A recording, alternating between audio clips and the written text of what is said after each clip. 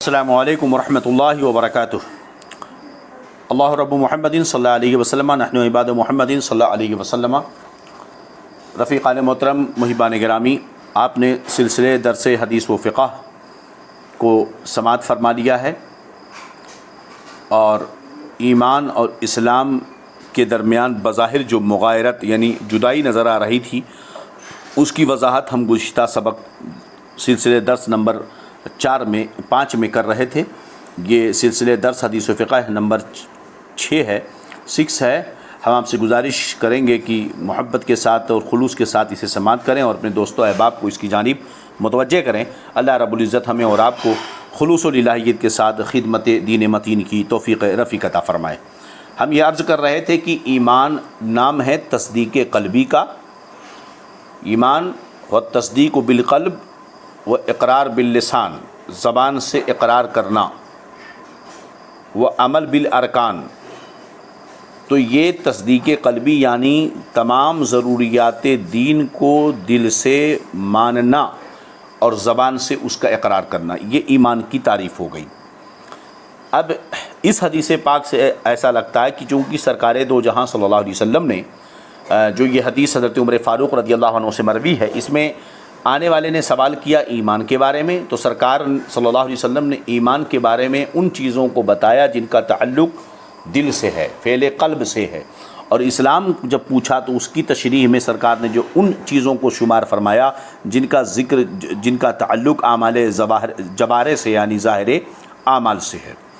لیکن حقیقت یہ ہے کہ ان دونوں کے درمیان جو ہے اعتباری فرق ہے، حقیقت میں ان کے درمیان کوئی فرق نہیں ہے، کیونکہ ایمان کہتے کسے ہیں؟ تصدیق اور اقرار باللسان دونوں کے مجموعے کا۔ ایمان کسے کہتے ہیں؟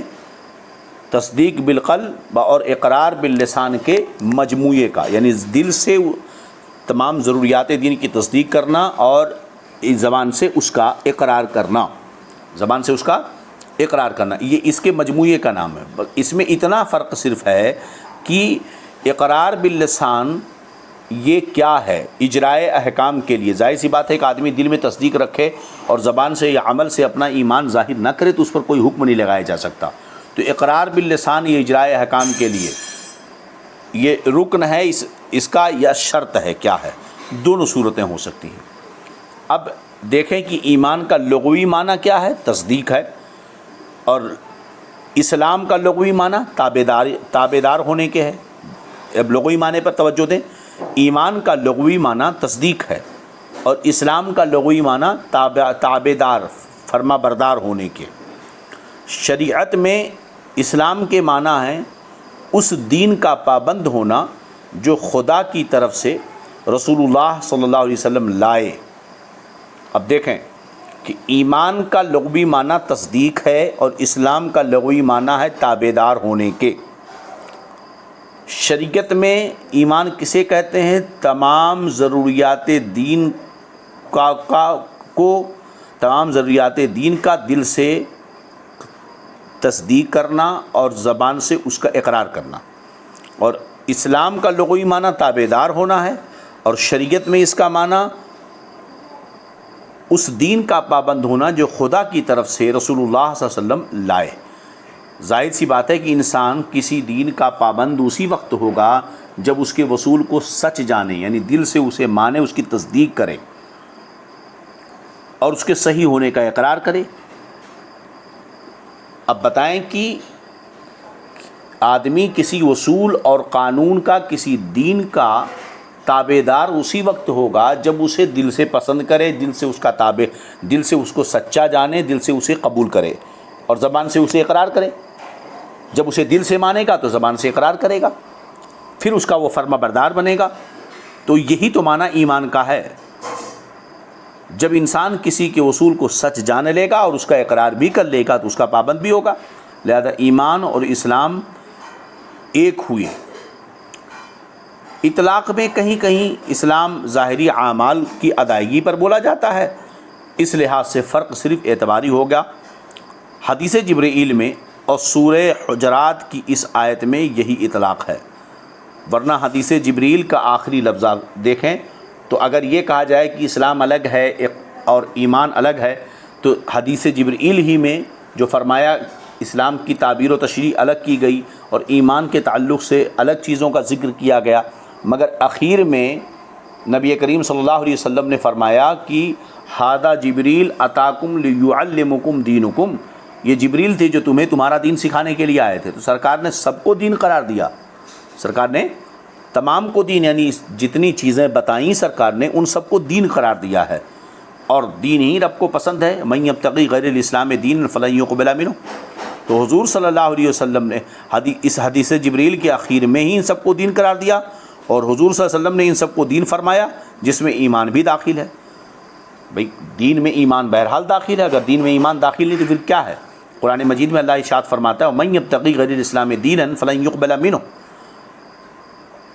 کہ جو اسلام کے علاوہ کسی اور دین کو قبول کرے اسے ہرگز قبول نہ کیا جائے گا۔ دوسری جگہ اللہ فرماتا ورضیت لکم الاسلام دینا، کہ ہم تمہارے لیے دین اسلام کو ہم نے پسند کیا ہے۔ اب بتائیے کہ اس میں صرف اسلام کو دین کہا، ورضیت لکم الاسلام دینا، ورضیت لکم الاسلام دینا، ہم نے تمہارے لیے دین اسلام کو پسند کیا۔ اور من یبتغی غیر الاسلام دین فلن یقبل منہ، جو اسلام کے علاوہ کوئی اور دین قبول کرے وہ ہرگز قبول نہ کیا جائے گا۔ تو ان دونوں آیتوں میں تو رب کی بارگاہ میں جو مقبول ہے، پسندیدہ ہے دین، وہ اسلام ہے۔ تو کیا ایمان دین سے خارج ہے؟ ہرگز نہیں۔ اس کا مطلب یہ ہے کہ ایمان اور اسلام میں اگر فرق ہے تو یہ اعتباری ہے، ورنہ ہرگز اس میں کوئی اختلاف ہے، حقیقتاً میں ان کے درمیان کوئی فرق ہے نہیں ہے۔ دونوں معنی ایک ساتھ بولے جاتے ہیں، اطلاق کے اعتبار سے اس کے درمیان عموم خصوص مطلق کی نسبت ہوگی۔ ایمان اور اسلام دونوں کا ایک مفہوم پر اطلاق ہے، جیسا کہ عبد قیس والی حدیث میں ہو اور سورہ داریات کی مذکورہ آیت میں، اور اسلام کا اور ایمان کا الگ الگ معنوں پر اطلاق ہے، جیسے سورہ حجرات کی آیت میں۔ تو یہ فرق جو ہے یہ فرق اعتباری ہے۔ یاد رہے کہ دونوں کا معال اور حاصل ایک ہے کہ ایمان ظاہری اسلام ظاہری تابعداری کو کہیں گے، اور ایمان تصدیق قلبی فعل قلب پر اس کا اطلاق ہوگا۔ اللہ رب العزت ہمیں عمل کی توفیق رفیق عطا فرمائے۔ یہاں پر ایمان اور اسلام کے درمیان جو اس حدیث جبریل سے بظاہر فرق نظر آ رہا تھا، اس کی وضاحت اب ختم ہوئی۔ انشاءاللہ حدیث کے نکات پر اور اس کے بعد آگے تقدیر کے معاملات پر اور احسان پر اور قیامت کے علم پر جو بحث ہے اس پر ذکر کیا جائے گا۔ امام بغوی نے ام السنہ کا، ظاہر سی بات ہے یہ حدیث پاک تمام اجمالی طور پر شریعت اسلامیہ کے تمام اصول و قوانین پر مشتمل ہے۔ تو میرا یہ کہنا مبالغہ نہیں کہ اگر اس حدیث پاک پر گفتگو کی جائے تو برسوں لگ سکتے ہیں، بلکہ برسوں کیا زندگیاں ختم ہو جائیں گی کہ ایک ایک چیز کی اگر وضاحت کی جائے۔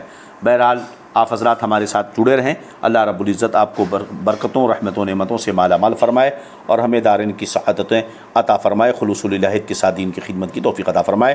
السلام علیکم ورحمۃ اللہ تعالی وبرکاتہ۔